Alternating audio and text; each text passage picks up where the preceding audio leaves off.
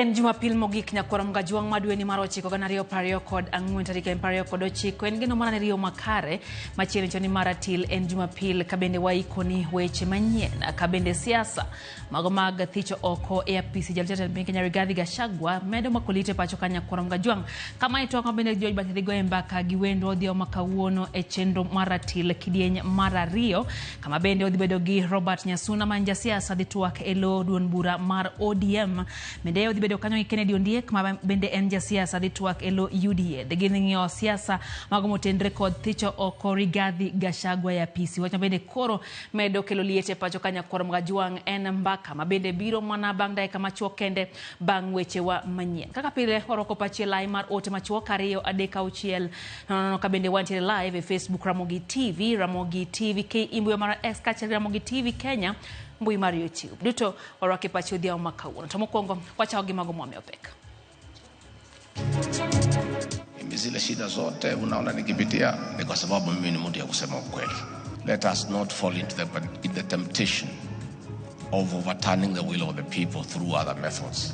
Jo odburae korane pedho twak mar thicho jalup jatend piny Kenya Rigathi Gachagua e telo ka eno wuon to kwa jolemo mondo mi olamne sirikal. Sirikal ni pok oluongo dhano ka koro wabedo kodini mondo nyis ji niya gima chal kama ma e ber gini gi mage ini neno mana gine TV gino dhi mbele. Moko kuom jo Kenya ywak ewi pek mar ndikruok e okumba mar thieth mar SHIF jotend nanga bende okaso chenro mar jojo piny kik dong oko kapok olor NHIF. You will realize that tumepoteza market because tulikuwa tuna target market ya December na November. Jo Petrecho sera mag fish cage gwenge mag Budalangi odolal bang' rech tan 50 to apoya yotieno manyoro.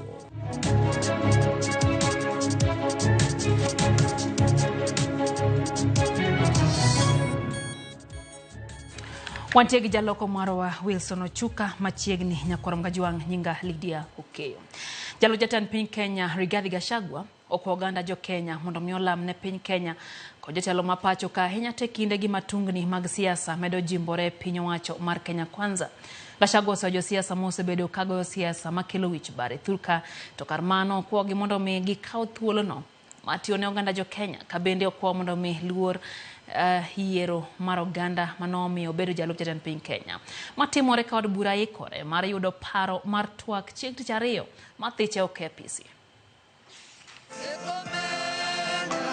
Elimbe mare mane odhi mbele gwenge maluora mar God Kenya jalup jatend piny Kenya Rigathi Gachagua kawuono nolimo kaunti ma Meru kama noyore nyasi mar lamo.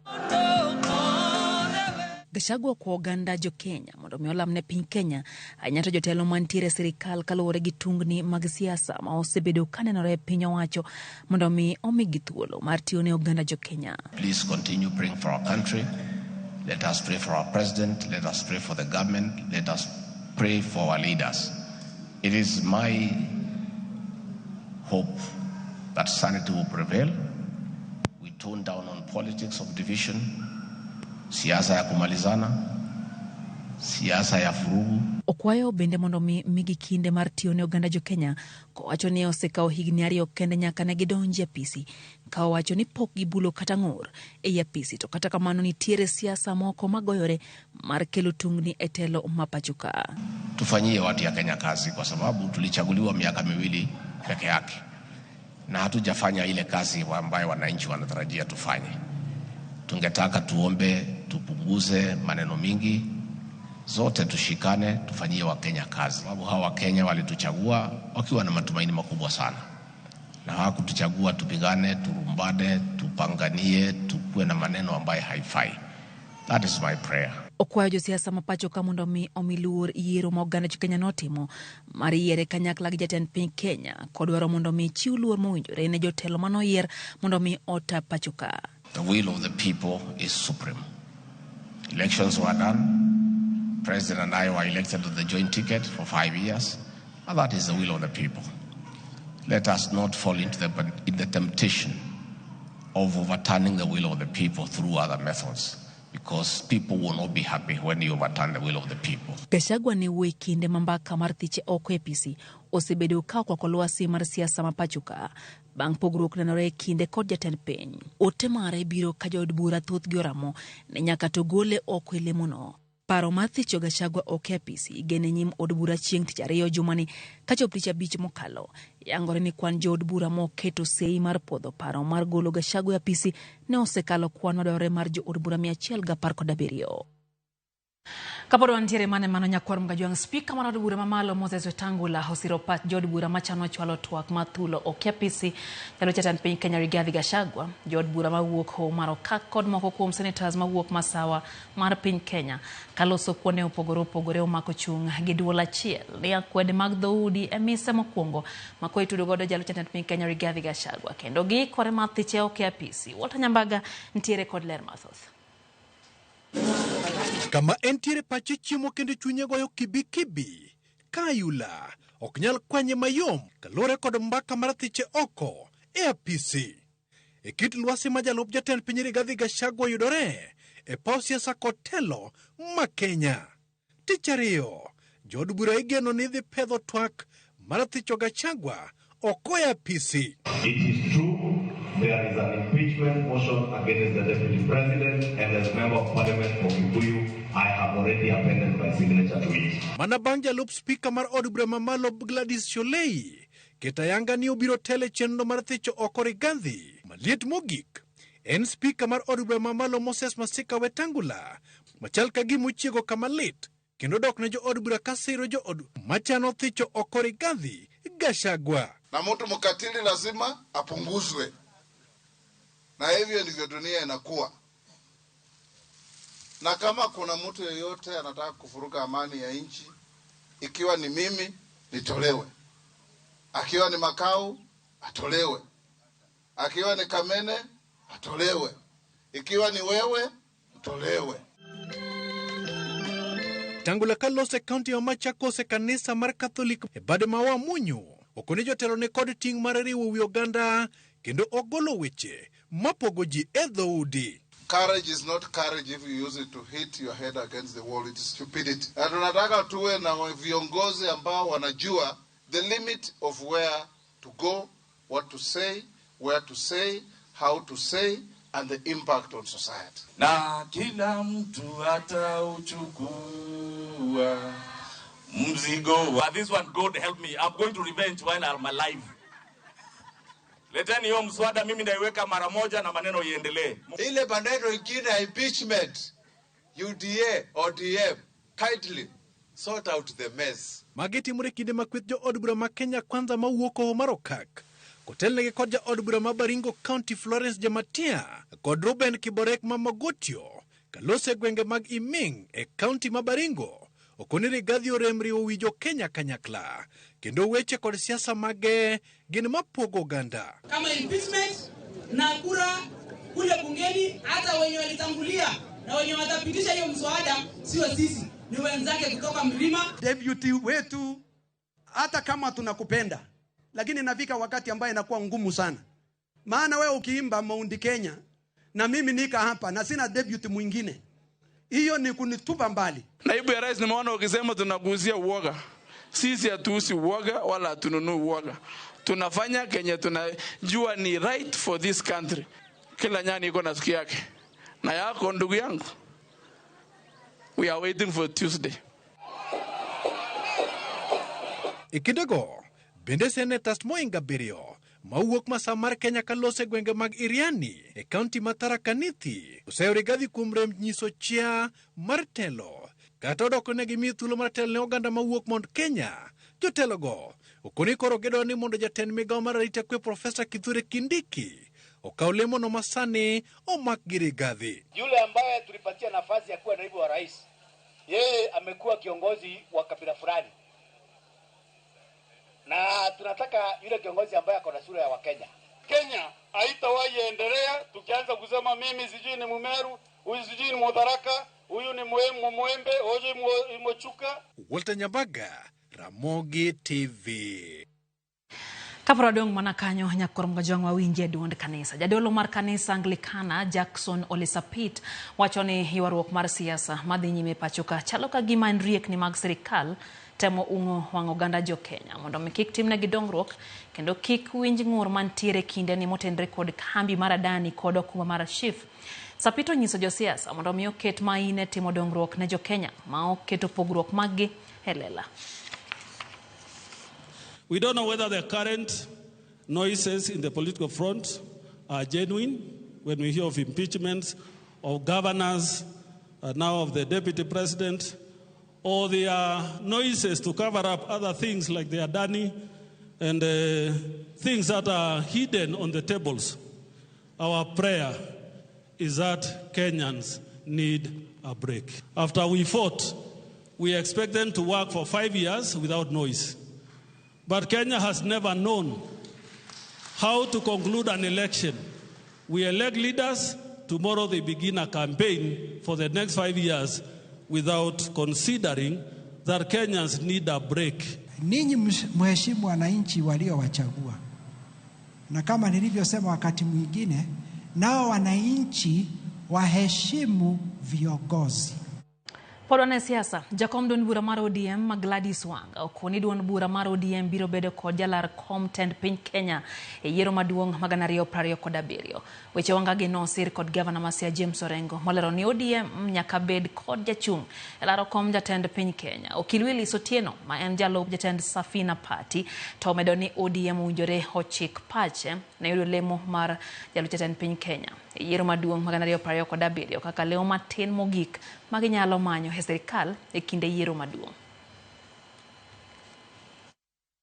To we apim nuni onge gi mwadisa go ng'ato. ODM waikore mondo wakao sirikal in the year 2027. Wakao sirikal. Anawacho mana gimoro achiel. Jo ODM mantie kata jo luo mantie UDA. Kuri urugi Ruto otim ng'adwa nywand mareno. Omi jaluo deputy. To kokuyudo ranga uru maber. An mabiro kawo gino. Piny to uneno ka chapni. Piny ka chapni to ng'eni ji lalo telo. To gimomiyo ji lalo telo en gimiluongo ni interest. Onge gima permanent en mana interest kende. Pok wariwore gi chama moro amora. ODM gi UDA en kaka pi gi mafuta. Omiyo wan gimwa lando en odi. Weuru Raila anadwaro no kuduogo adwa bet kode piny.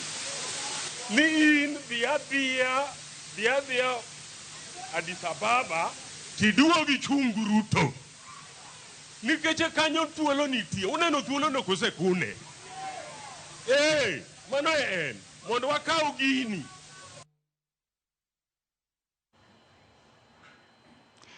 Korom gajo enda kana par bang' sa achiel mar odhiambo ineno kaka siasa chalo kendo mane kaka weche chala nyisi ni mano bende twak ma joji batidi bedo go bang' weche gi manyien ka bende en thuolo mwadwa kawe yweyo mokwongo. Kata kamano kapok wakawo yweyo ni mokwongo neno ka moko kuom oten tiere kaya na kawo mana moko matin kende kapok wadhie yweyo mokwongo. Nano Guda Kayesu wacho kacha ni entie Makalda Mines e kaunti ya Migori. Wacho no wuoro kaka ratego no obedo cornered makoro pupni apupa kendo wacho ni Sanj koro sani kata koro nindo oktere mana kaka Walter Nyambaga wacho en wach mabende koro makodho jatelo ahinya en to kwayo mana lamo mondo med lamne seche bende koro ahiti mag siasa medogo e duond burano mar kata riwruok mar Kenya Kwanza. Neno bila shemo tho wacho kacha ni en be oluwo news machiegni ahinya kendo mor ahinya gi weche gi manyien. Wacho kanyo no mor gi sapit kaka wuoyo ma ino nego weche sirikal koro chiwo ne dongruok ne jopiny kar keto pachgi e siasa mag 2027. Seneta Okiya Mutata nowacho ni onge riembo pickpocketa ke tich tiweyo roba. Mano pacho bila shem. Eno bede tich wach mano osir kanyo gi Joseph Oyo japuonj din mar kanisa Jokopere Manyandiwa Parish onyisa kacha ni Kenya en piny ma kik ng'adne bura. Kik ng'adne wadu bura to ber mondo mi wabed kod hera waparo wer mano wer national anthem mar Kenya mondo mi oganda obed kod achiel mar oganda. Mwalimu Bernard Amara gi mwalimu Jael wacho kanyo ni en bende entiere kodwa e Ramogi TV kendo giketo mana wangi ochiko motende kod siasa mobedo makodho oganda e pacho kae. Kendo bende ka osuru. Fred wacho kachani Rigiji kwa ni olamne Kenya tungni mar siasa ene chakruok mar siasa mowacho no lamiegi kendo kodhi eno ne to ere kaba ilamo ne gima ene mokelo mano pacho osuru. Eno bende Evelyn Aoko kod nyithindgi ne kodwa ka kata kamano chone Rigiji owinjo bed ni odogie chien mondo megilo sirikal nikech mago en achiel kuom gik manyiso telo marach bende nitiere pacho kanyakono Mgajwang' mago pach Ramogi TV gin pach joneno mag Ratil wayo matin med oro pachi waduogo banda kama chuok tieko weche gi manyien mag Ratil keke mabor.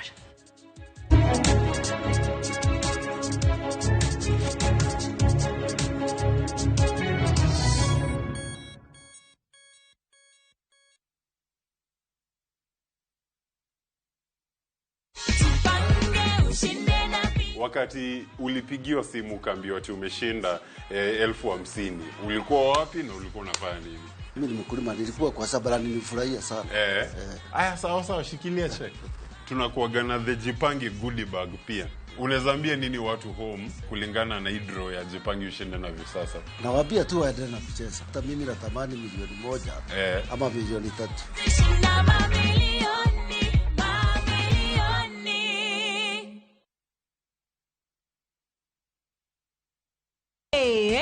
Endmonth imefika na najua unapanga kufanya shopping. Acha nikuibie siri sasa.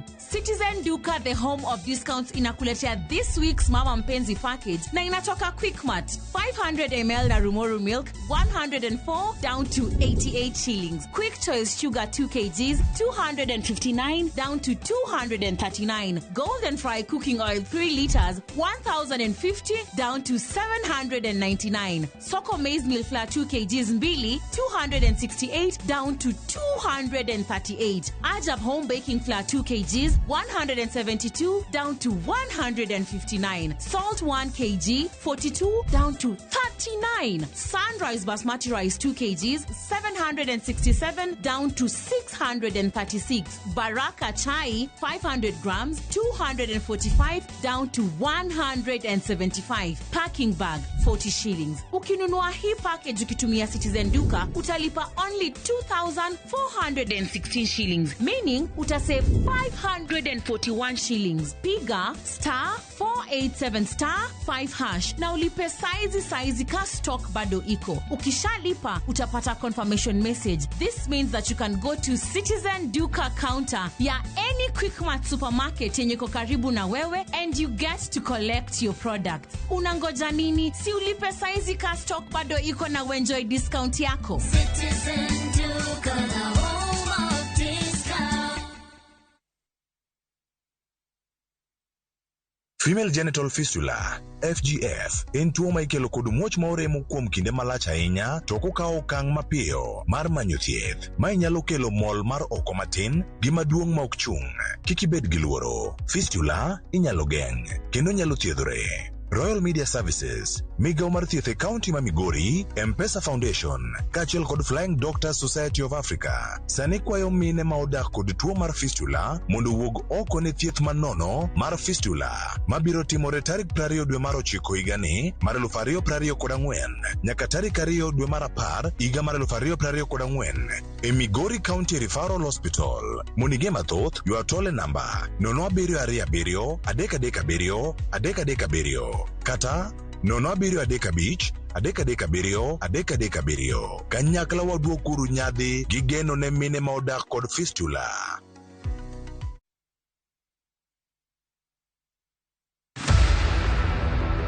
E piny ma winjruok mar joot iketo e tem. Joot moherore ipogo gi ng'at mane ok nyal gen chuth. Min chiwowi ok we gimoro amora mondo chung' e kinde gi gima odwaro. Ma miyo kwe onge.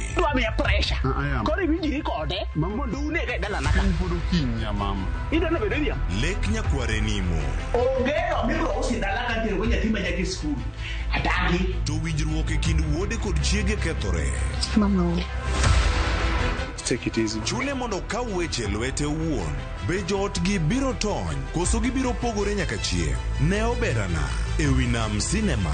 Chieng' Jumapil saa 2:15 otieno kod saa 4 otieno mana e wi Nam Cinema.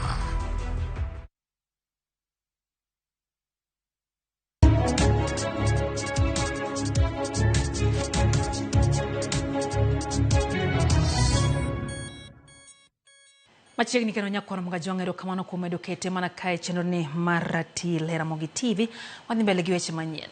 Odong' mana ndalo achiel kende to jo-Kenya duto dar kawuok e okumba mar thieth mar NHIF nyaka mano manyien mar SHIF.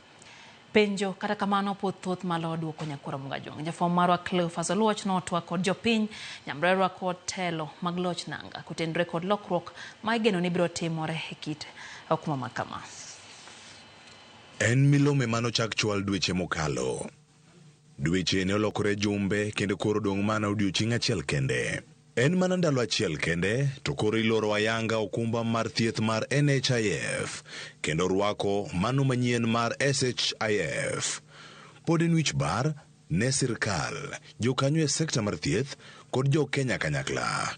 John Ogeda, maen jadak ma Kibra, ywak ni ote mar donjo e SHIF poko donjone makare. Sirikandi ni poko luongo dhano ka koro wabedo kodini mondo nyis ji niya gima chal kama ma e ber gini gi mage.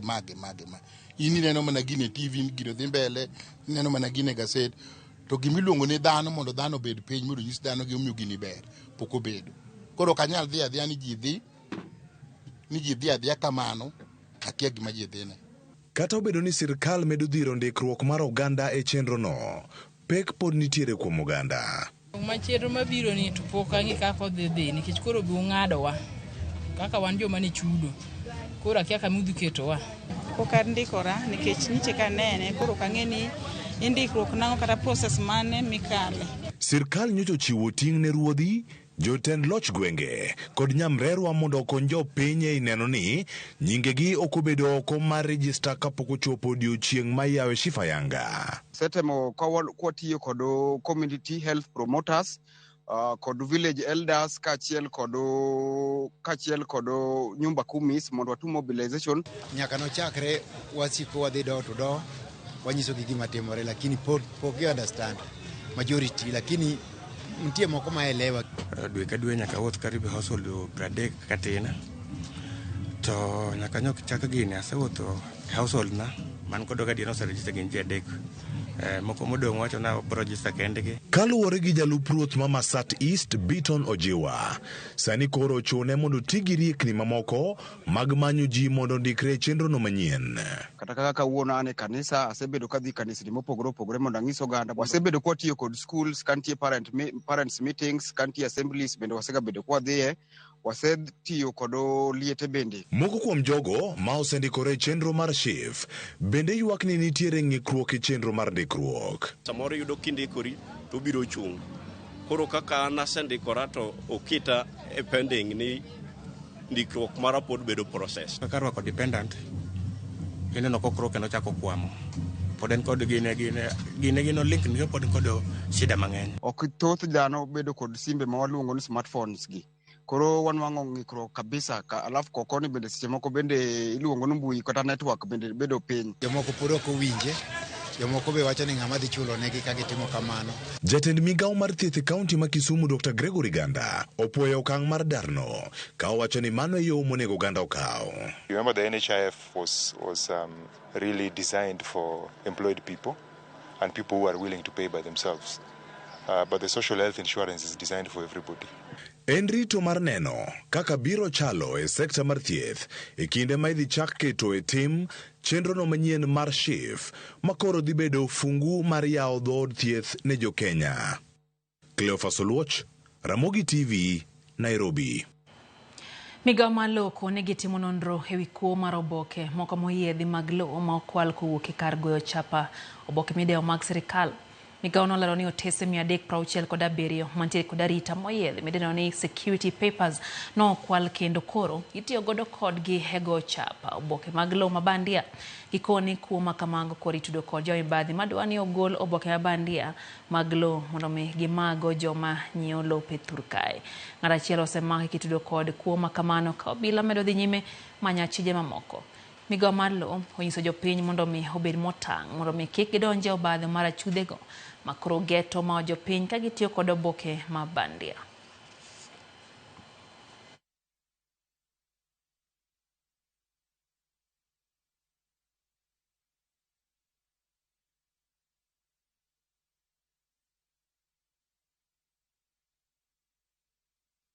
Jopith rech nam lolwe gwenge mag Budalangi County ma Busia oyudo lal maduong' bang' rech gi tho e otieno ma piny orugodo kawuono. Rech maromo tan 50 yangore ni nyotho apoya e osera manyasani kata fish cage ka koro chich nitie ni mano timore nikech nok mar muya.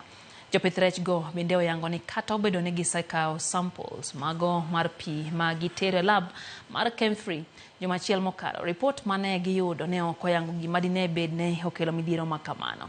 Giwacho ni ma e tielo mokwongo mag yudo masira machal kod mano.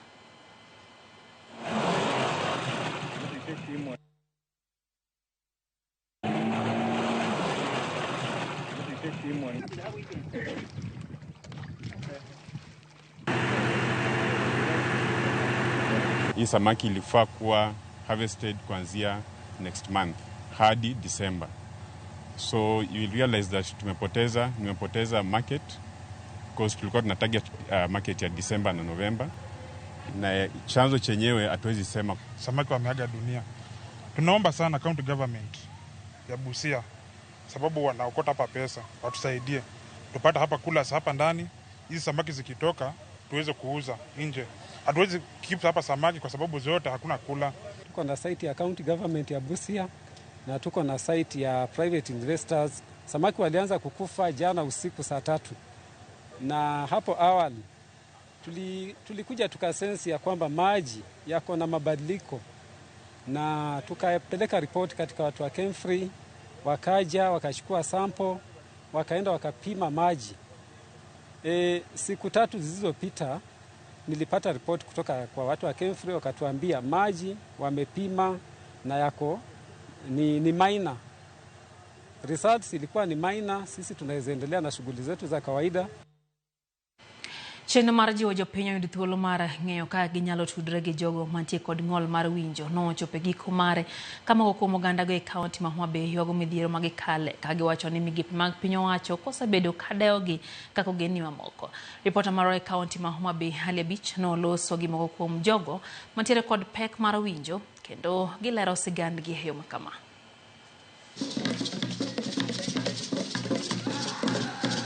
Dwe mar 9 en dwe makende mar miyo jopiny ng'eyo ka ginyalo tudore kod jogo ma nigi ng'ol kata pek mar winjo, ka bende ne thuolo mar ng'eyo pek ma gisebedo ka gikale ngimagi kod yore minyalo konygigo mondo gidag kaka owinjore. Jogo ma ni kod ng'ol mar winjo thothgi ok osebedo ka yudo yot e ngimagi, ka jokedo ne ratiro margi bende osebedo ka ywak ni jopuonjre manie skunde moyiedhi ne jogo ma ni kod pek mar winjo. Thothgi ok yudo omenda mag jolo sombgi. E kar dak ma Got Rabuor e kachur bura ma Homa Bay Town, Jael Achieng' ma bende ni kod pek mar winjo kaachiel kod wuon pargi ka okalo jalok wach ywak wi pek magikale ka sani odiwo kod wuode ma jaklas 9 e ot nyaka ne riembe dwe achiel mokalo nikech nok mar school fees. Society ni kod negative attitude kuom jogo modak kod ng'ol.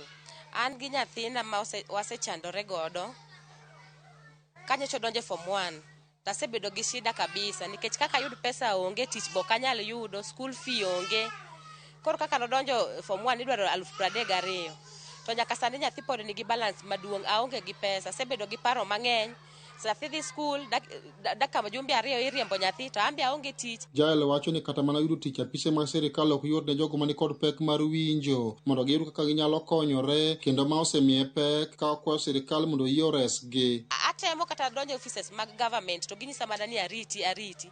Koro anakwayo akang'eyo kaka dakonyo nyathina ni. Wazazi wangu wako na shida ya kutosikia. Sister yangu mkubwa aliacha shule juu hakuna mwenye alikuwa anaweza kumlipia karo ya shule. Nami pia hapa venye niliingia kidato cha kwanza sikupata mwenye anaweza nilipia karo ya shule. Rawera ni mabende ni kod pek mar winjo ne ong'ado mondo donje tij riembo apiko e boma ma Homa Bay bang' yudo lony mare kata tiegruok mar tije lwedo nikech onge ng'ama nyalo mako bade. To bang'e adoga paro ni anyalo timo vocational training.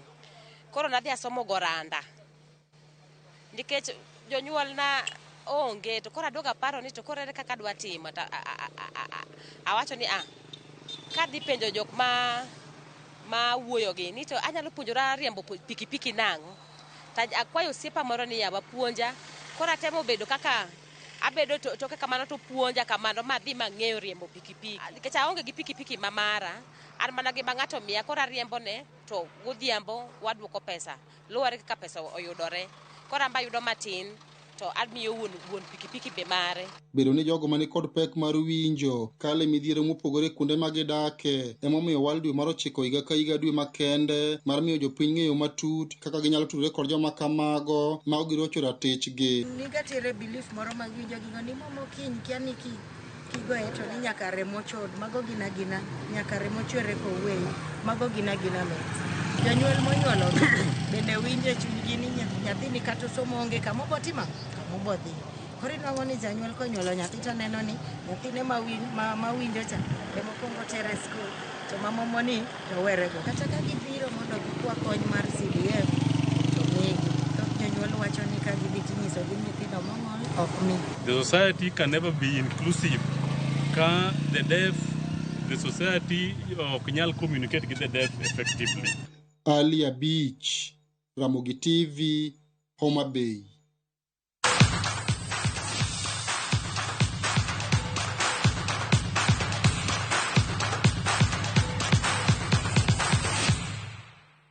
Mago mag tuke nyakwar mga juang jamwech hoke piny mar Ethiopia no bedo gi piem maber bang' Milkesa Mengesha gi Tigist Katema yudo loche ng'we kinda mag Berlin Marathon okinyi makawuono. Mengesha no tiki thuolo mokwongo bang' ringo